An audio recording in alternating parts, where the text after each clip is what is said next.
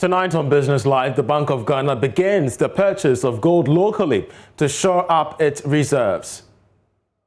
This event is indeed historic, as it marks the first time the Bank of Ghana is embarking on a domestic gold purchasing to augment our foreign reserves.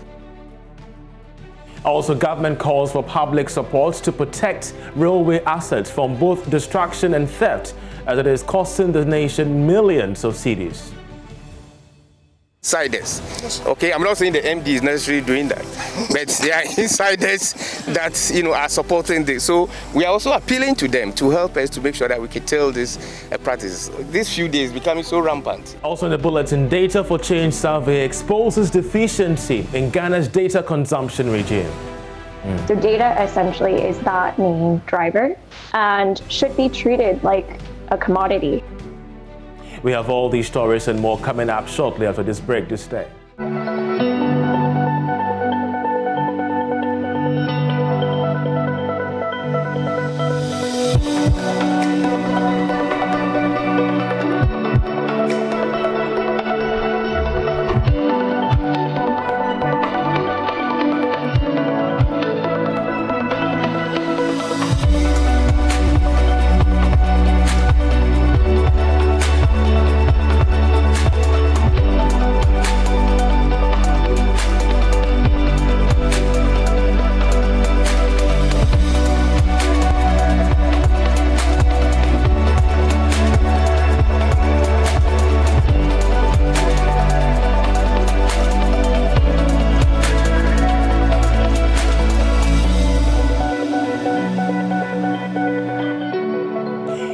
So our first story, the Bank of Ghana has now started buying gold locally to help shore up its reserves held in the precious metal. At a program to formally outdoor the initiative, the governor of the Bank of Ghana, Dr. Ernest Anderson, noted that the move will go a long way to stabilize the city. George Riafi has the rest of the story. I had projected that we will be ready to commence this program by the middle of the year. This event is indeed historic, as it marks the first time the Bank of Ghana is embarking on a domestic gold purchasing to augment our foreign reserves, with a view to doubling our gold holdings in our foreign exchange reserves portfolio. It therefore marks a significant change in the modus operandi of Bank of Ghana's foreign exchange reserves management operations. Ladies and gentlemen, let me share a little bit of history on the importance of gold as a monetary asset. During the era of the gold standard, currency issued by central banks had to be fully backed by gold, measured in troy ounces at the time. This gold standard measure of assessing the strength of currencies was later abandoned at the turn of the 20th century, when economies began printing currencies without the backing of gold. Since this transition, currencies have been backed by a variety of instruments, including gold, government bills and stocks, and first-class bills of exchange.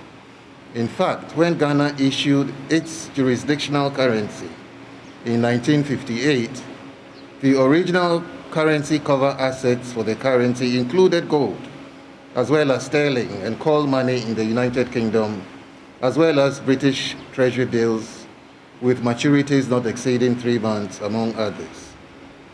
The history of monetary management has revealed that while gold in the reserve cover mix was not given much weight, the managers of the economy during the 1960-61 financial year took a bold decision to increase the amount of gold to be held in the cover asset mix for the cedi.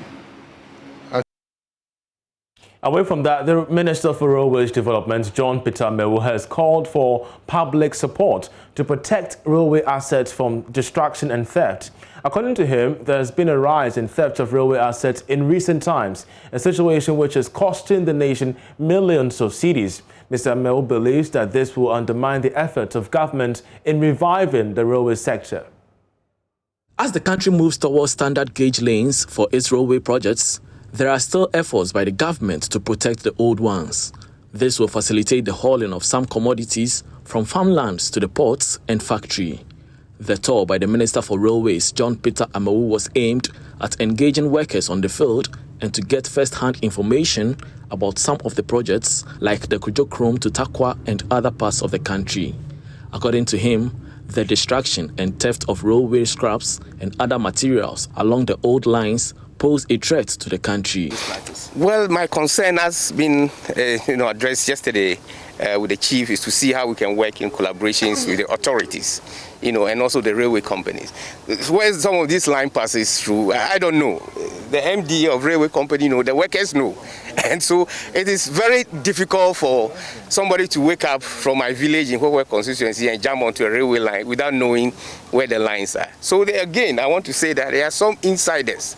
Okay, I'm not saying the MD is necessarily doing that, but there are insiders that are supporting this. So we are also appealing to them to help us to make sure that we can tell this practice. These few days becoming so rampant, and also because of the steel price, reinforcement is going up. The price has doubled over the period. So, they are looking for scraps, and we need to stop that. Welcoming the minister to the location workshop in Takoradi, General Secretary of the Railway Workers Union, Godwill Intama, appealed to the minister to improve collaboration with the security agencies to arrest and prosecute perpetrators. I have always said, and I will maintain it, that the assets belong to the state. If you are a railway worker and you steal and we catch you, we'll deal with you just like any outsider. But the bigger issue is that these scrap dealers are behind all this, and the lines. The last month, I did a reportage on steel slippers being taken from the operational lines, which is very dangerous. If such a thing happens and there's a train coming with full speed, it can derail. And you know what? If it derails, what will happen? So let's not look at the individual stealing and that sort of thing. I agree with you. They should be punished if anybody is caught. But then the larger picture of people cutting scraps here and there. Last week in Kumasi, we all saw what happened. It's so bad. The thing is for the state. Let's all, with the security agencies and everybody, join forces and make sure we protect the rail line. The 22-kilometer new railway line is expected to be completed in March 2022. Meanwhile, the Minister for Railways Development, John Peter Amewu, has raised concerns over the use of some imported materials like floor slippers that can be sourced locally for the construction of the railway line from Kojo Krom to Tarkwa in the western region.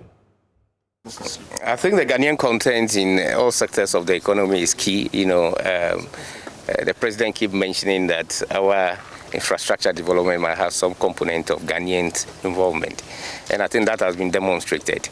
I raised that worry because for this section of the contract, which is GOG, we understand what I'm standing on, had been brought from outside, maybe because of the duration of the contract and the contract sum, and that is why they did that.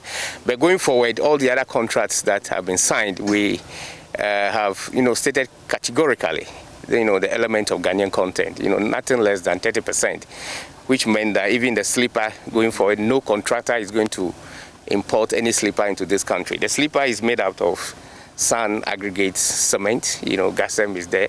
The sand, you can get it from my hometown. The reinforcement, still is producing the rest. And then the processing equipment, so all this can be done locally, which give, the domestic guys also some sort of revenue. So they've agreed, and going forward, we're going to increase the local content in the construction sector of the rail lines here. Now, the Ghana Institute of Freight Forwarders says a barrage of constructive criticism directed at the Ghana Revenue Authority and corresponding actions have helped in the implementation of the Integrated Customs Management Systems, that's ICUMS. The Customs Division of GRA came under intense pressure last year from the business community over disruption in clearance at the port due to the new system. But a year into the introduction of the electronic clearance system, the Vice President of the Tema branch of GIF, Johnny Mante, tells Joy Business that ICUMS has brought a number of changes. Tema correspondent Kwame Yanka has the rest of the story. ICUMS is an electronic customs clearance system which computerizes procedures and automates clearance process. Prior to its introduction, Ghana Community Network Services Limited, GCNet, and West Blue Consulting operated a multifaceted system which aided customs in revenue collection. However, Customs in 2020 introduced ICAMS, which is a harmonized system to help reduce lapses.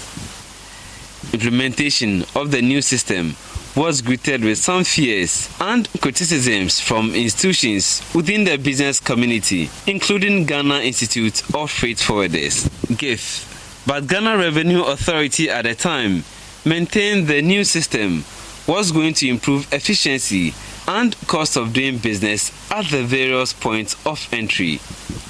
A year into implementation of ICAMS, Joy Business finds out whether the new system has brought changes. Johnny Mante is Vice President of Tema branch of GIF. They rolled out a new platform where members could go on and not just appeal, but find proper resolutions to their problems instead of probably doing lots of appeal.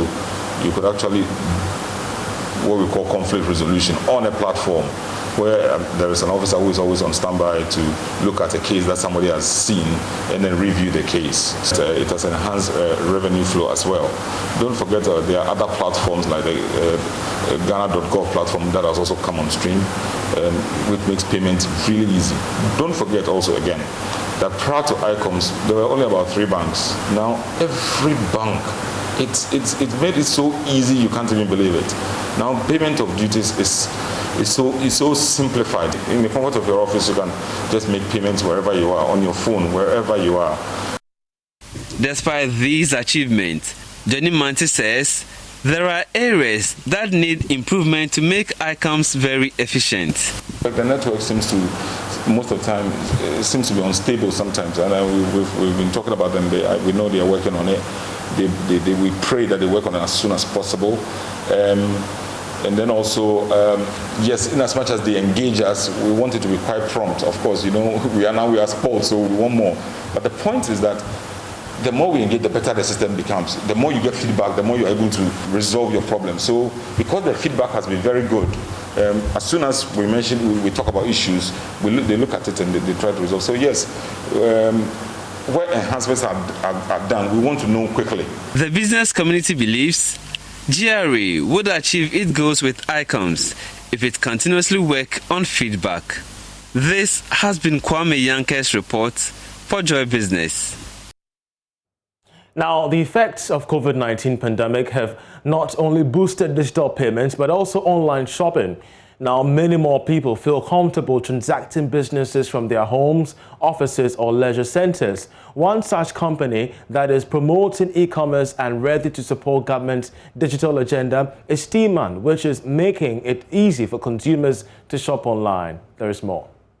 Despite the negative impact of COVID-19 on global economies, the information, communications, and technology sub-sector grew strongly because of its seamless transactions, where one can undertake transactions anywhere, anytime, and any day. Here is Executive Vice President of Steeman Group, Nana Obing-Brinchi. Our main focus was to see how we can contribute our quota to expand opportunities for the Ghanaian. And so when you look at the very nature of e-commerce, it creates great opportunities for a lot of vendors, traders. And it also sort of facilitates and increases the economy with a lot of economic activities. We also believe in the digital evolution. And I know the governments have been championing the digital evolution, and we thought that e-commerce also contributes its part to that. Now, on the operational side, we've served through the market, and we realize that there are still gaps when it comes to offering that kind of customer satisfaction when it comes in the area of e-commerce delivery. And that is one thing that we thought that if we could come in and contribute our quota to augment what current players are doing, we could help shape that particular niche of trading. And so those are the motivation that we had in having to think through it in order to come up with what we came. It's the habit of undertaking e-commerce as a secured form of transaction. We also believe that Ghana being the gateway to the entire African continent, we have a strategic focus on penetrating every African country that is ready to accept us. And we've set in our strides in the next 5 years to be in about 20 African locations. And our platform is that nimble and flexible enough for us to scale that quickly. And so that is in our medium term, the next five years project to at least be in about 20 African countries. And we really want to achieve that by the grace of God. And it's going to be done. Our CEO and chairman of our board is very, very committed to this. And we hope by the grace of God we should be able to. So we have a very secure platform, great firewalls. The security on the platform is par excellence, I must say. We've subjected it to a lot of stress tests, and they've all passed. We have very, very top professional IT security people who are watching over the platform, and we're making sure that every data that goes in there is par excellence. So I can assure customers that security is not going to be compromised with this platform. And so you also mentioned about competition and all that. We believe in creating a much bigger space. Yes, the forebearers have done their bit, but we believe that the market is still very, very open, that we can also come in and push the entire agenda forward. We've seen a few operational challenges in the market, but I believe that once we come in, we can also support and augment the experience that the Ghanaian is going to have on that. So basically, those are some of the things that we believe that we can come in. Though there is no clear-cut data as to the number of Ghanaians shopping online, quite a number of Ghanaians are now shopping through the internet. You're still watching Business Live. Still to come, Data for Change survey exposes deficiencies in Ghana's data consumption regime. So data essentially is that main driver and should be treated like a commodity.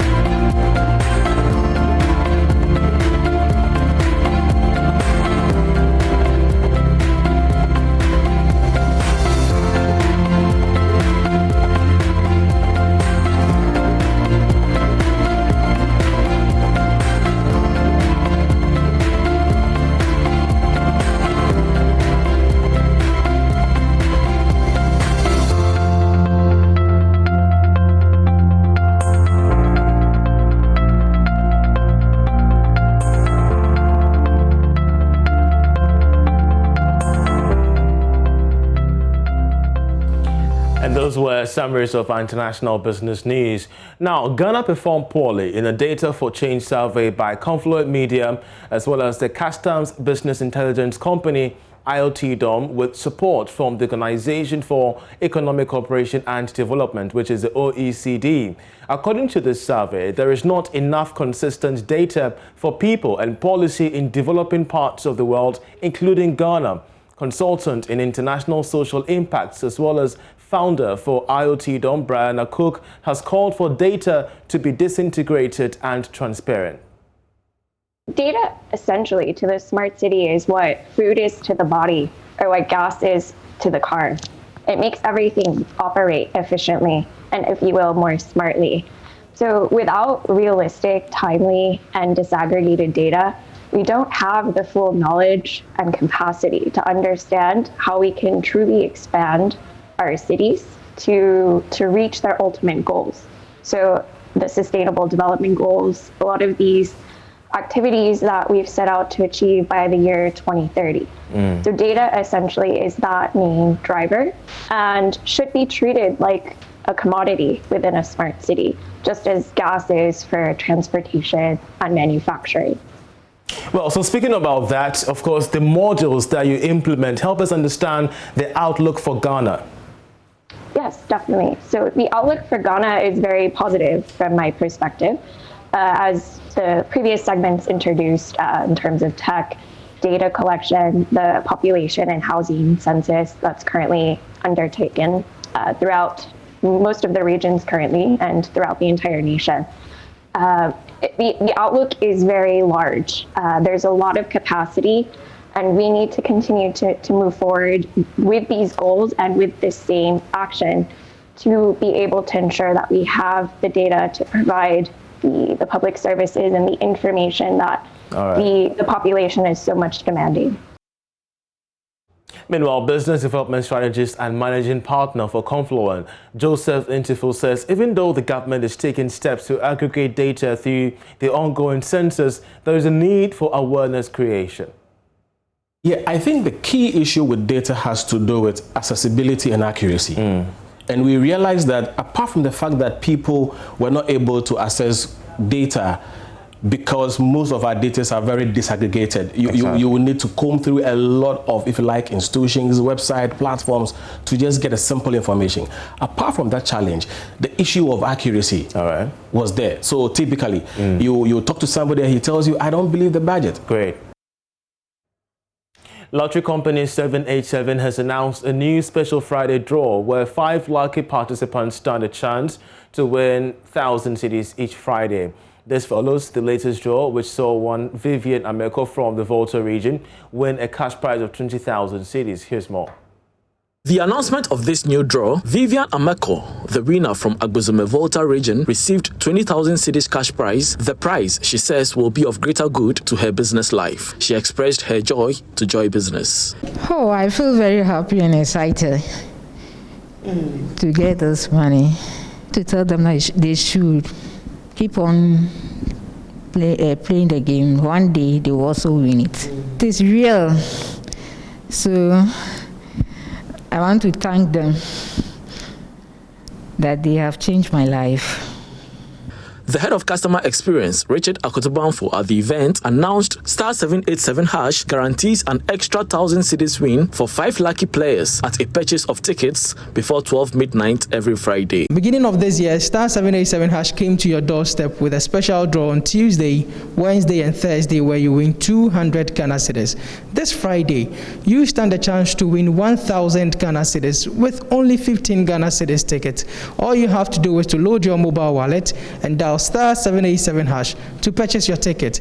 Your life can change in just a twinkle. With that aside, this very Saturday, we are looking at a jackpot value of 242,000 Ghana cedis and a unique prize of 20,000 Ghana cedis. My friend, this can be your life-changing moment. All you need to do, like I said earlier, load your mobile wallet and then dial *787# and then get your ticket now.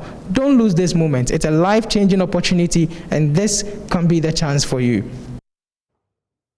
The Chartered Institute of Marketing in Ghana is in talks with the local government ministry as well as the Ministry of Tourism to establish a brand index for the country. The brand index will rank the 16 regions as well as the metropolitan, municipal and district assemblies according to specific indices such as peace and beautification of these areas. Dr. Daniel Kasati is the president of the CIMG. I think from independence to date, any attempt that the nation Ghana has made, at branding the nation has not been so successful because we have attempted to treat branding as if it was a project to embark on. Branding is a never-ending, long-term thing that, that should become part of our lives. I go out there as a Ghanaian, anywhere I find myself, I must be, the ambassador of the Ghana brand.